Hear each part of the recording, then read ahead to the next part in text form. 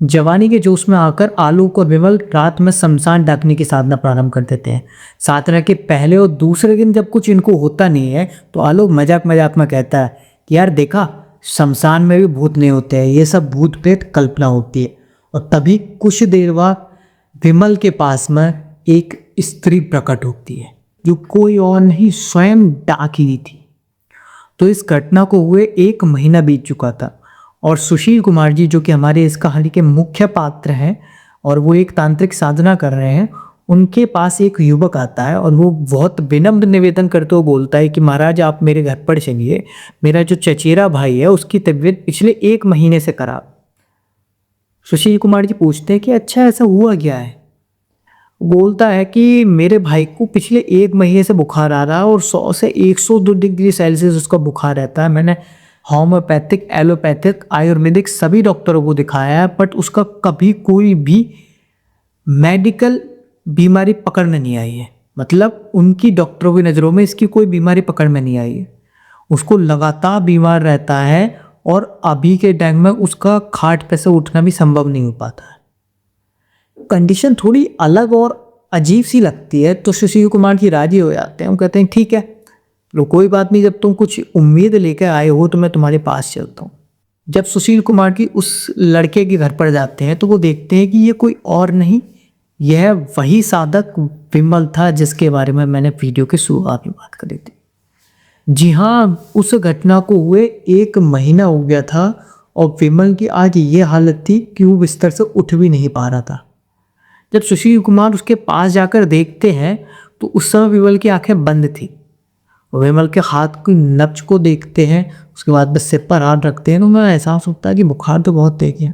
तो वो विमल की कंडीशन के बारे में उसकी फैमिली से पूछते तो माँ उसको बताती कि हमारा विमल तो बहुत अच्छा था, ये लोगों का भी इतनी भलाई करता था, तब भी पता नहीं ऊपर वाले को क्या मंजूर था कि ऊपर वाले ने इसको इतना बीमार कर दिया।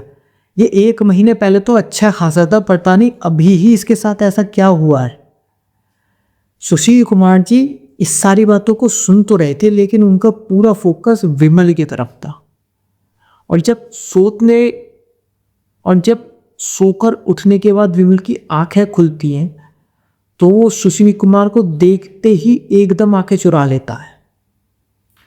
सुशील कुमार को ये थोड़ा सा अजीब लगता है, लेकिन उनको इससे भी ज़्यादा अजीब ये लगता है कि उसके बाद विमल ने उनसे, जब तक सुशील कुमार वहाँ पर बैठे रहे, एक बार भी नज़रें नहीं मिलाई। वो उनसे नज़रें मिलाने की हिम्मत ही नहीं करता था। तो सुशील कुमार उठते हुए उसके पास जाते हैं और उसकी आंखों में आंखें डालते हैं तो उनको विमल की आंखों में एक चमक दिखाई देती है। ये चमक सीधे सीधे सुशील कुमार को इतना तो बता रही थी कि विमल का शरीर चाहे भले कितना कमजोर हो गया हो, लेकिन इसके अंदर कुछ तो है, इसके अंदर कुछ तो है जो अभी भी एकदम स्वस्थ है और पूर्ण रूप से जीवित है, जिसका बीमारी पर कुछ भी असर नहीं हुआ। लेकिन वो है क्या, इसके बारे में सुशील कुमार जी को नहीं पता था। सुशील कुमार जी को यहाँ पर एहसास तो हो गया था। वो इस एहसास के लेकर बाहर चलने लगते हैं। जब वो जा रहे होते हैं तभी आलोक भी उनके सामने आता है। आलोक, जी हाँ, ये वही दोस्त था जो विमल के साथ था उस टाइम शमशान साधना, जब ये लोग शमशान डालने की साधना कर रहे थे। तो सुशील कुमार को जो बुलाकर लेकर आया था, यानी जो विमल का चचेरा भाई था, वो आलोक को सुशील कुमार से इंट्रोड्यूस करवाता है कि ये सुशील कुमार जी हैं और ये यहाँ पर एक काफ़ी जाने माने तांत्रिक है। आलोक उनको प्रणाम करते हुए बोलता है कि महाराज आपको मिलकर अच्छा लगा, और इसके बाद वो बस यही बोलता है कि महाराज मैं आपसे क्या मिल सकता हूँ, आज मेरे को बहुत ही ज़रूरी काम था। तो सुशील कुमार पहले तो मना कर दे कि नहीं नहीं मेरे को अभी कुछ और काम था, बट बाद में वो राजी हो जाते हैं। तो वो समय देते हैं कि ठीक है, तुम्हें अगर ज़्यादा ही ज़रूरी है तो कल शाम 6 बजे आ जाए। शाम 6 बजे आलोक उनके घर पर पहुंचता है। तो सुशील कुमार पूछते हैं कि ऐसी क्या बात थी जो तो इतना ज़्यादा चिंतित थे मेरे को बताने की। तो आलोक बोलता है कि महाराज मैं आपको ढूंढ तो बहुत दिनों से रहा था लेकिन आप मिल नहीं पाए, मेरे को आपको कुछ बताना था जो बहुत ज़्यादा जरूरी है। सुशील कुमार बोलते हैं हाँ बताओ क्या वो। बोलता है कि महाराज आप लोग तो सिद्ध लोग हो, आप लोगों को तो इन सब के बारे में पता होगा। मुझे लगता है कि विमल की जो अभी तबीयत जो खराब हुई है उसके पीछे कहीं ना कहीं हम लोग की गलती है। सुशील कुमार जी थोड़ा सा इस विषय में जानने की इच्छा होती है, वो पूछते हैं कि अच्छा बताओ ऐसा क्या हुआ। तो आलोक बताता है कि मैं और विमल दोनों हम लोग शमशान में जाया करते थे और हम लोग वहाँ पर प्रैक्टिकल करते थे कि अगर कोई है यहाँ पर तो वो आए सामने। ऐसा करते करते हमें एक बार शमशान डाकिनी के बारे में पता लगा, तो हमने सोचा कि क्यों ना भाई इसकी साधना को ट्राई किया जाए। इस साधना के लिए हम लोग जो है 2 दिन तक गए, तब तक हमें कुछ नहीं हुआ, लेकिन तीसरे दिन मेरे को कुछ अजीब लगा। सुशील कुमार कहते हैं कि क्या तुम्हें ऐसा क्या अजीब लगा। तो आलोक बताता है कि मेरे साथ विमल जब जाता था तो तीसरे दिन विमल मेरे को बताता है कि आज उसके पास में एक बहुत ही सुंदर लड़की आई थी और वो उसके सामने हाथ फैला देती। तो विमल को लगा कि शायद हो सकता है भूखी होगी, तो विमल ने बोला कि आज तो कुछ नहीं है मेरे पास, बट मैं कल लेकर आऊँगा तुम्हारे लिए। अच्छा, तो वो लड़की इसके बाद में चली जाती। विमल जब ये कहानी आलोक को बताता है तो आलोक आलोक को बड़ा आश्चर्य होता है। वो कहता है कि यार मैं तो तेरे साथ ही था, लेकिन मेरे को तो कोई वहाँ पर लड़की नहीं दिखी, तुझे क्यों दिखी। तो विमल कहता अरे यार तू साधना में बिजी हुआ, तेरा ध्यान में ही हुआ, लेकिन आई थी। तो आलोक कहता है चल कोई बात नहीं, आज तो नहीं दिखी ना, कल तू मेरे को मिलवाना। तो यहाँ पर विमल जो है एकदम सख्त हो कहता है अरे यार तेरे को कैसे मिलवा दूँ, यार लड़की है शर्माएगी, कोई और जाएगा, वो तो मेरे से ही है। वैसे इतना पूछने के बाद गायब हुई तो तेरे से मिलेंगी तो कितना शर्माएगी। तो आलोक कहता है चल ठीक है यार, तेरे को नहीं मिलवाना मत मिलवा, लेकिन मैं तो मिलकर रहूँगा। तो विमल कहता भाई कल मत मिलना, उसके बाद चाहे तो तू मिल लिया। इसके बाद में जो विमल अगले दिन पूरी और खीर लेकर जाता हो स्पेशली उसके लिए। ये लोग अपनी साधना प्रारंभ करते हैं और साधना के बीच में फिर से वही लड़की प्रकट होती है।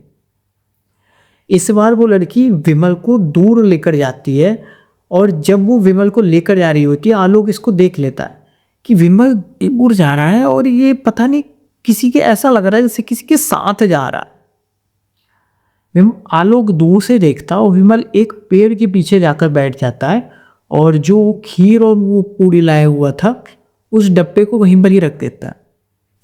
आलोक इसको देख रहा था लगातार और वो ये सोच रहा था कि लगता है विमल जो है ना मेरे साथ मजाक कर रहा है, ये मेरे से पंगे लेने चाह रहा है, ये मेरे को दिखाना चाह रहा है कि भाई आलोक तो डरपोक है, वो तो डर जाएगा अगर मैं इसको ऐसी कहानी सुनाऊंगा ना कि कोई लड़की है जो, तो ये डर जाएगा।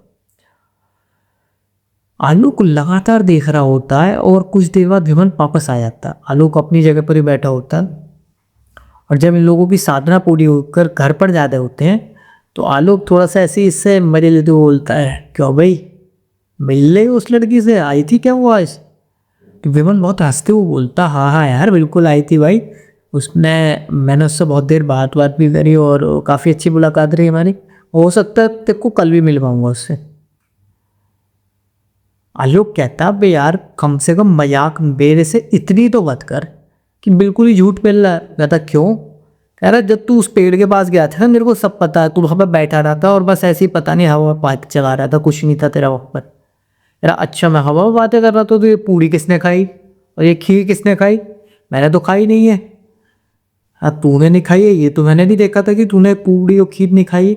जब तूने नहीं खाई है तो फिर यार किसने खाई, यार पगले उसने ही तो खाई थी। आलोक जो है ना बहुत कंफ्यूज हो चुका था, वो कह रहा था यार विमल सच कह रहा है झूठ कह रहा है क्या है, कुछ नहीं बता। और इस दिन के बाद विमल जो है उसकी तबीयत खराब होना शुरू हो जाती है। जब आलोक की पूरी कहानी बताता है तो सुशील कुमार जी को एकदम क्लियर हो जाता है कि तुम लोगों ने जो है शमशान डाकिनी की साधना करी थी और वो जो लड़की थी वो कोई और नहीं शमशान डाकिनी ही स्वयं आई थी। तो आलोक कहता है कि शमशान डाकिनी का भी जो हमने किताब में रूप पढ़ा था वो तो बहुत डरावना था और विमल जो बता रहा था उसके सामने तो वो बहुत सुंदर स्त्री बनकर आई थी। तो सुशील कुमार जी बताते हुए कहते हैं कि ये भी कुछ चाल होती हैं जो शमशान डाकिनी खेलती है, तुम लोग को उस साधना के बारे में पूरा नहीं पता था इसलिए विमल इस चाल पर फंस गया। अब जब इन लोगों को ये पता लग गया है कि यह शमशान डाकिनी है तो आलोक कहता है कि मार्ग से कुछ तो विकल्प होगा, दोस्त को ऐसे बर्बाद होते हुए तो मैं देख नहीं सकता हूँ। सुशील कुमार कहते हैं कि अभी तो तुम जाओ, बाकी क्या कर सकते हैं ये मैं देख रहा हूँ। सुशील कुमार जी जो है जब सोचते विचारते हैं तो उन्हें पता लगता है कि इस कार्यक्रम को हुए यानी ये जो घटना हुई थी इसको घटे हुए 1 महीना बीत गया और 1 महीने से वो विमल उस डाकिनी की गिरफ्त में, यानी इसको निकालना आसान तो होने नहीं वाला है भाई। 1 महीने से किसी चीज ने उसके शरीर पर कब्जा करा हुआ है, उसको आप आसानी से तो निकाल नहीं सकते हो। दूसरी यहाँ पे समस्या ये थी कि जो उस सुशील कुमार हैं वो देवीय तांत्रिक सिद्धियों की तरफ अग्रसर हो चुके थे, और जो डाकिनी साधना है ये वाम मार्गीय कहो तो पशु मार्ग की निम्न स्तर की साधना है। तो जब कोई साधक एक ऊपर लेवल पर पहुंच गया होता है तो वो नीचे स्तर की साधनाओं को करना पसंद नहीं करता। क्यों? क्योंकि उससे उसकी श्रेणी भी नीचे हो जाती है, यानी जो वो ऊपर वाले लेवल पे था वो फिर अब वापस नीचे वाले लेवल पर ही आ जाता। तो वो अपने एक मित्र गौतम को जो है बुलाते हैं इस कार्य के लिए। गौतम वाम मार्गी में एक निपुण साधक थे और ये सुशील कुमार के मित्र थे। तो ये गौतम को बुलाकर उनको पूरी स्थिति का जो है वो बताते हैं। तो गौतम राजी हो जाते हैं कि ठीक है, इसमें कोई बड़ी दिक्कत नहीं है, हम उसको कंट्रोल कर सकते हैं, लेकिन उससे निजात पाना पूर्ण रूप से ये संभव होना बहुत मुश्किल है, क्योंकि विमल ने स्वयं उसे खाना खिलाया। तो आलोक जो सुशील कुमार जी हैं बोलते हैं ठीक है कोई बात नहीं, लेकिन हमें एक प्रयास तो जरूर करना चाहिए। तो ये लोग पहुंचते हैं रात में उसके घर में विमल पे, और अब की बार विमल का जो नेचर होता है सुशील कुमार को देखकर वो एकदम बदल चुका होता है।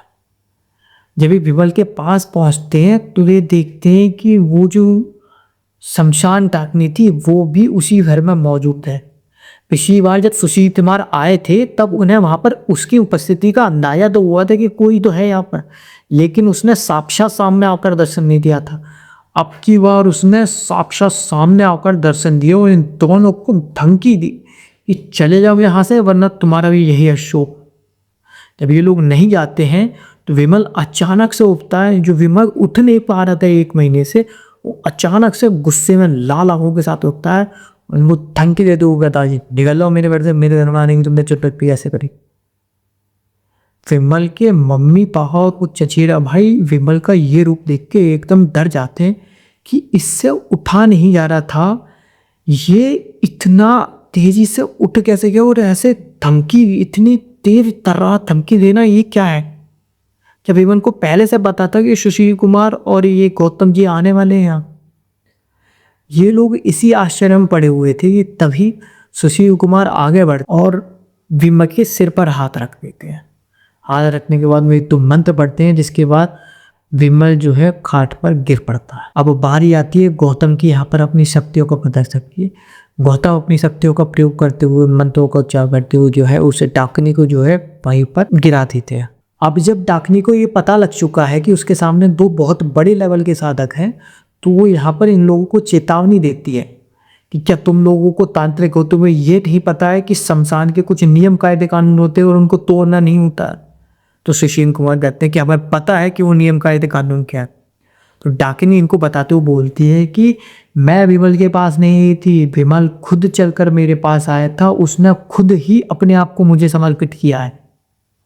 यहाँ मैं आपको थोड़ा क्लियरिटी के बता दूँ, शमशान की जैसे हमारी दुनिया के कुछ नियम होते हैं वैसे ही शमशान के नियम होते हैं। जैसे हमारे यहाँ होता है ना कि भाई आपको बाइक इसी ही साइड चलानी है, आप दूसरी साइड चलाओगे आपका एक्सीडेंट हो सकता है। सेम शमशान में भी साधना के कुछ नियम होते हैं, वो आपको तोड़ने नहीं होते, आपको नियमों का पालन करना होता।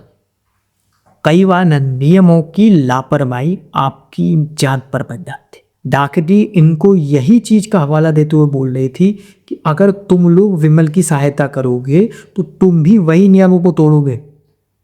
अब सुशील कुमार और गौतम के सामने विकता ये आ गई थी कि इनको ये पता लग गया था कि विमल ने खुद अपने आप को इस डाकनी को समर्पित कर दिया है। वो डाकनी से पूछते हैं कि तुमने तो इसके साथ छल किया है, तुम एक अपना असली रूप छुपाकर इसके सामने एक सुंदर स्त्री का रूप लेकर आई थी, ये तो सरासर इसके साथ छल किया तुमने। कहते हैं इस चीज का कोई मतलब नहीं बनता, अब इसने स्वयं मेरे को अपने आप को समर्पित कर दिया तो इसे तो मैं अपने साथ ले जाकर रहूंगी। असल में हो ये रहा था, जिस दिन से डाकनी ने इसको विमल को पकड़ा हुआ था उस दिन से विमल इसके प्रेम जाल में फंस गया था। वो एक अलग ही दुनिया में जी रहा था जहां वो उस डाकनी के उस सुंदर रूप के साथ जी रहा था।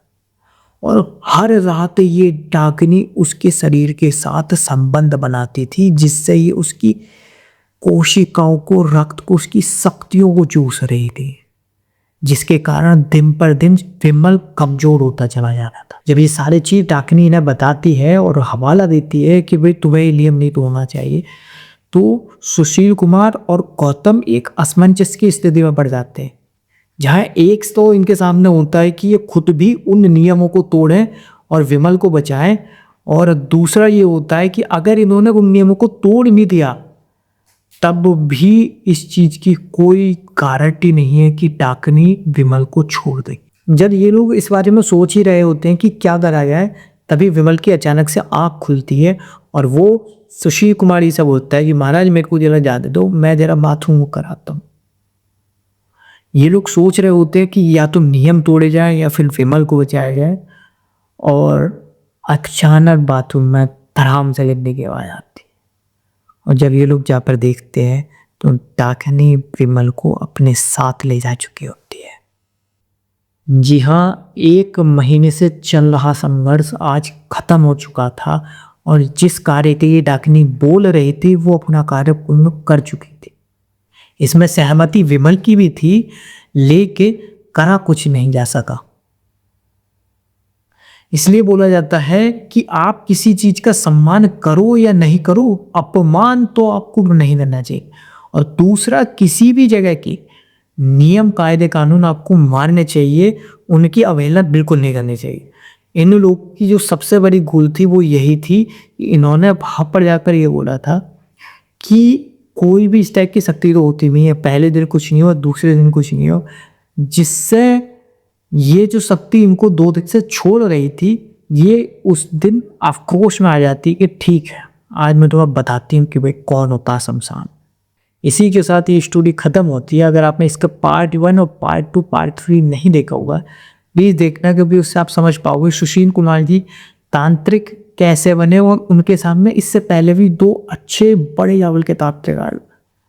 एक तांत्रिक ऐसा था जो मांस फाड़कर इनके सामने डायरेक्ट ऑफर करता है, और एक तांत्रिक ऐसा था जो खुद ही अपनी साधना का शिकार हो गया था। ये दोनों वीडियो को आप जरूर देखना। मिलते हैं नेक्स्ट वीडियो।